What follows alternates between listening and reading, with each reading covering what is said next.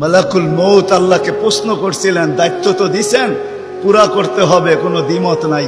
কিন্তু মনে ভাবে মানুষ সারাদিন আমার নামের চর্চা করবে, খালি বলবে এই লোকটার কোনো কাজ নাই, শুধু সারাদিন গাজীপুরে ঘুরতে থাকে, যাকে মনে চায় তাকে উঠায় নিতে থাকে, সারাদিন আমার আলোচনা করবে, মানুষের মুখে মুখে থাকবে। তো আল্লাহ প্রতি উত্তরে বলছিলেন, সাআজআলু লিল মাউতি সাবাবা, আমরা মৃত্যুর কারণ বানায় দিব। ইয়াযকুরু সাবাব ওয়া ইয়ানসা, মানুষ কারণ নিয়ে আলোচনা করবে, তোমার নাম ভুলেও নিবে না।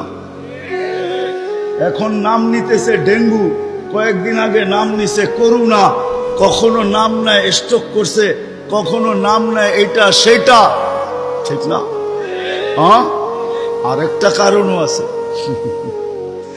শুধু নবীজির দিকে তাকাইয়া এই উম্মতের জন্য আল্লাহ এটা করছেন, এই উম্মতের জন্য। এই উম্মতকে আল্লাহ আখিরাতে শাস্তি দিতে চান না। হায় হায়, উম্মত যদি নবী চিনত। আয়সা পড়ছি অবেলা, তো হাতে সময়ও নাই, আর হইল ওয়াজ মাহফিল, অন্য কিছু হইলে হয়তো ওইদিকে চলে যেতাম। নবীজি শুনানের সময় আমার কাছে এখন নাই। যে উম্মত নবী চিনে না, নবীর কারণেই আমরা পাইছি। এই উম্মতকে শাস্তি আল্লাহ আখিরাতে ইনশাআল্লাহ দিবে না। হ্যাঁ হ্যাঁ, দেয় তো দেয় কি কইরা, যার উপরে তিনবার কুদরতি হাত লাগছে। কয়বার?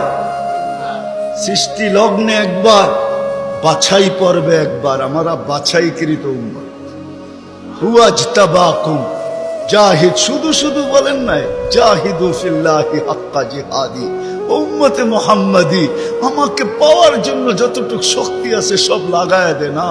তোমাদের সেজদার জায়গা দিয়া নূর ফুটা বাহির